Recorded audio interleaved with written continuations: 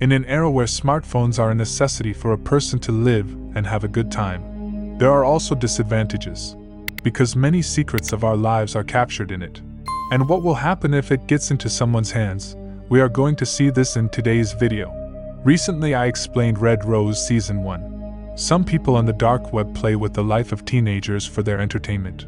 This is a great web series. If you haven't seen it, you will find its link in the description.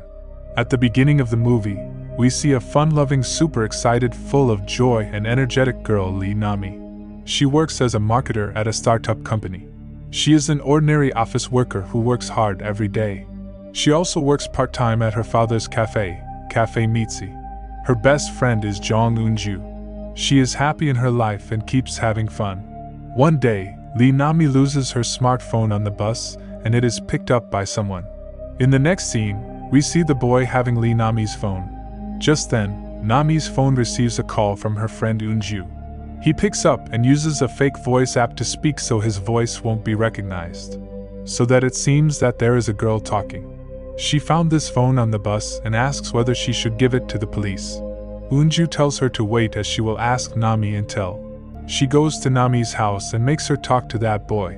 It seems to them that he is a girl. She tells him to give the phone at Cafe Mitzi. With the notifications coming on Nami's phone, he starts finding out everything about her. Nowadays, everyone puts a lot of information online. He goes through Nami's friend list and finds out about her interests. He takes all the necessary information, which he is going to use in his own way. He tries to unlock the phone, but it is password protected. In a fit of rage, he breaks the phone screen. The story shifts to the crime scene. Due to rain on the mountain, the dead body buried there comes out. Many policemen had come there for investigation. Woo Ji-man and Kim Young-ho are talking about who could have done this, and both of them suspect only one person, who is Ji-man's son. Because Ji-man along with his son had planted a tree at the place where the body was found. Plant food products used by his son were found around the body, as if he himself is marking everything. Ji-man has a feeling that his son left home 7 years ago, but hasn't changed his address yet. He was not like that then, nor did he have the courage to take someone's life. He thinks that his son may be a fraud, may be stupid but cannot kill anyone. Young-ho thinks that he might be working with some bad people. And all this was done by his companions. Ji-man also gets thinking that maybe this can happen. Young-ho asks if he will have contact with his mother. He tells that he left his mother sick and never came again. So it is impossible for him to stay in contact, but still, he will check once for the sake of investigation. Here the story may seem different to you in two parts, but they are interrelated. Actually, the boy who picked up the phone on the bus is Junyoung, Ji-man's son. He got separated from his parents 7 years back because of differences between his father. Nami is at her father's cafe, and Sungwoo makes her a plum ade. They don't sell it. This special drink is only for Nami. Junyoung calls and tells Nami in a female voice that her phone screen is broken. As we know that it was he who broke it. He has sent it to the repair shop to get it fixed and paid the bill as well. So Nami can receive the phone over there. Nami goes to collect her phone at the address given by him. But things are not so straightforward here. Actually, this shop belongs to Junyoung. He gets access to her password, and under the pretense of fixing her broken phone screen, he installs spyware on her phone and clones her phone. Now he has the ultimate access of each and every movement of Nami's life. She takes her phone and leaves. Nami unexpectedly walks around and does everything with her phone. Every action, conversation, and text is monitored by Junyoung. In the evening, he comes to the cafe to drink plum ade, which Nami's father makes for her. So far Nami is unaware of him and has never seen him. He is a stranger to her. Although he knows everything about her, he insists on plum ade, saying that he used to come here regularly earlier and used to order plum ade. Nami makes it and gives it to him. Then they talk a little normally, and Sungwoo also looks at them. He asks Nami about the drink, and why did she give it? They don't even sell it. She says that he is a regular customer, then Sungwoo keeps trying to remember his face. Nami comes home where she lives alone. Junyoung digs into her phone all night. Ji-man checks his wife's phone, from which he comes to know that she is still in contact with his son. She recently sent some goods or even food. He finds an address that may belong to Junyoung. because he kept changing his places. In the morning we see Nami in her day-to-day life. Throughout the night, Junyoung made notes by extracting all the details about her. He keeps an eye on her all day long. He knows quite a bit about Nami, her likes and dislikes. She lives alone in the house and is not even a landlord. Door lock pin. When she leaves home, where she goes, where she studied, what and how is she doing on the job, who is her friend, and who is her boss, with whom she is connected the most, with whom she talks the least. Nami also has a secret Instagram account from where she keeps criticizing her boss a little. Also makes complete notes of all kinds of information. Now he put Nami's picture on his laptop as well. We noticed that earlier he had put a picture of another victim, the one who is already dead. That means the person is not normal, he is a psycho killer. Nami's boss gives her a salary hike, only for her hard work, and asks not to tell anyone. On the other hand, Junyoung arrives at Nami's house to investigate everything. Ji-man has also got the address and wants to catch Junyoung. Young-ho gives him some information that he used to change the address. Then he stopped using the phone and he filed a lawsuit for fraud in 2019. He reaches Junyoung's house to investigate, where he gets the same notes, and these are of 8 girls. At number 9 is Nami, who is about to become a victim. He had made similar notes for the former victim girl as well, like who is in her family, with whom she stays close, and what she does, just like Nami. Ji-man learns that the body found on the mountain was of this girl. Some of her pictures are also found from her last time because she was Junyoung's recent victim. Junyoung turns up at the house before he can find out anything else. He learns that Ji-man is inside the house. He distracts him, brings him out, and sends him a little far away. Till then he destroys all the evidence. He runs away from there with his bag. This bag is very important to him, because it contains his victim's phone, notes, and other things, which is like an achievement for him, like a record. Junyoung goes to Sungwoo's cafe with his new professional ID as a digital security agent. He knows that Nami has some CDs to sell, so he gets them by pretending to buy them, and also sells her some match tickets. He orders plum latte which Sungwoo serves him. Sungwoo has a doubt about him. While dropping Nami home, he tells her to stay away from that boy, because he is getting negative vibes from him. He has never been to the cafe before because he remembers his regular customers. But Nami does not pay much attention to his words. Junyoung is listening to everything they say. Ji-man goes to meet the last victim's mother. From what she told, it is known that Junyoung's pattern of ensnaring girls is exactly the same. Breaking the phone screen, finding out the password, and then cloning the phone. Then keep an eye on them and go close to them. He uses their house after killing his victim. Survives on their money. Basically, he steals their identity. Junyoung sends a message to Sungwoo and installs spyware inside his phone as well. Then by attacking him, he makes him captive in his own house. Now he lives in his house. To spoil Nami's life, Junyoung leaks confidential information and frames her. Nami is fired from her job. Meanwhile, it rains heavily on the mountain, due to which 7 bodies buried there start appearing.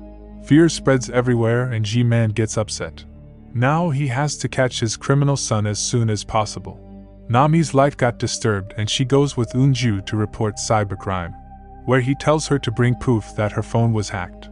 She gets more worried that from where did she get the proof. Her dad texts her that he is taking off today.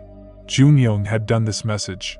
Eunju and Nami contact their digital security friend, but she has gone on vacation. Nami remembers that the guy she met at the cafe is also in the safety security firm, so she contacts him. Junyoung is torturing Sungwoo and explains his modus operandi and plan. He can easily do anything with anyone with the help of a phone. He goes to meet Nami and she tells him her problem. He tells in her phone someone put spyware. He also tries to make Nami believe that it was her best friend who is behind the spyware. Nami asks Eunju why she did that. Eunju feels very bad and angrily says that yes, she did all this. Now there is a misunderstanding between them. Ultimately, Junyoung succeeds in isolating Nami from everyone important in her life. She angrily throws her phone, which causes her phone breaks. She realizes that everything begins from the same repair center, because before that, her life was going absolutely fine. Young-ho and Ji-man have to capture Junyoung at any cost. Because all these dead bodies are spreading the fear of his evilness everywhere. They also get the location of his shop. They go there, but Junyoung, who is one step ahead, destroys all the evidence beforehand. Nami also comes there looking for him. Ji-man tells her everything about Junyoung, except that he is a dangerous killer. Now Nami knows about Junyoung. She realizes that there is still spyware inside her phone. She finds out from Ji-man's phone at the digital security agency whether Junyoung works there or not.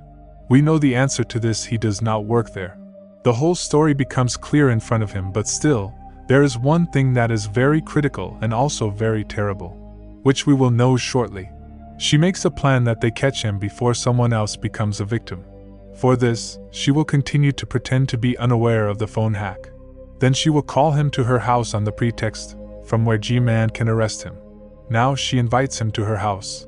Junyoung comes home to meet her after a bit of a makeover. Ji-man and Young-ho are hiding there waiting for him. Junyoung happens to be outside the house only. He even spots Ji-man, who comes to arrest him. But Ji-man doesn't recognize him, and neither does Young-ho. He gets angry at them that telling them they are troubling the civilians and leaves there very comfortably. But the thing to ponder is, how could a father not recognize his own son, who had been away for only 7 years? So the answer will be found in the end. They both go to Nami's house and she turns on her old phone and put her SIM in it. They advise her to stay somewhere else tonight. That's why she thinks of going to her dad's house. Ji-man and Young-ho drop her off at Sung-woo's house. He also gives her his card, on which she writes that she will only text. And if she doesn't, then they should come immediately. Which would mean that something is wrong here. When she goes inside, she finds Junyoung, who takes her hostage. On the way, Young-ho receives a call they found Junyoung's body, whose DNA matches Ji-man. They do not understand what is going on. Junyoung forces Nami to send a message to Ji-man that she is safe and will talk tomorrow. Then he takes her to his father. He kept him captive and put him in the bathtub. Threatening to drown him, he ties Nami's hands and feet. He also puts her in the bathtub so that his father may die because of her. And then he will finish her too. He takes the last picture of his victim like everyone else, then comes into the hallway with ease. Then he picks up that visiting card. Actually, Nami had written on it no texts, only calls, because she had an idea that her other phone would also be hacked. And we know that when Junyoung went to her house, he hacked her other phone as well. As he watches outside, Young-ho sneaks in, whom he proceeds to kill. But Ji-man catches hold of him and starts beating him. Now asks him a shocking question as to where Junyoung is. He is asking his own son, where is Junyoung? He begins crying and says that he is Junyoung. Meantime, Young-ho takes Nami and Sung-woo out of the bathtub. Nami survives, but her father is not regaining consciousness. When Ji-man opens the suitcase, the real truth is revealed to him. In fact, the total was not 8 but 9 victims. First of all, this killer had killed the real Junyoung, the son of Ji-man. The one who was not a bad person, just left the house due to estrangement in his house. He had become the first victim of this killer. He had made all the notes about him, taking his identity, presented him in front of everyone as a murderer. So everyone will consider him the culprit. Ji-man looks at his phone, which had a picture of his real son from the last moment. And we can understand what a father must be going through. Information about him and his wife is also written in the notes. He learns that he killed Junyoung 7 years ago. He tells that he still talks to his wife as Junyoung. Ji-man breaks down with grief and anger and is about to shoot him. But he starts to manipulate him with his words. Ji-man can't shoot him. Evil can manipulate a protector, but not a victim. Nami brings Young-ho's gun and shoots him. The officer takes the gun from her. Only then she sees that her father has also regained consciousness. She starts crying happily after meeting her father.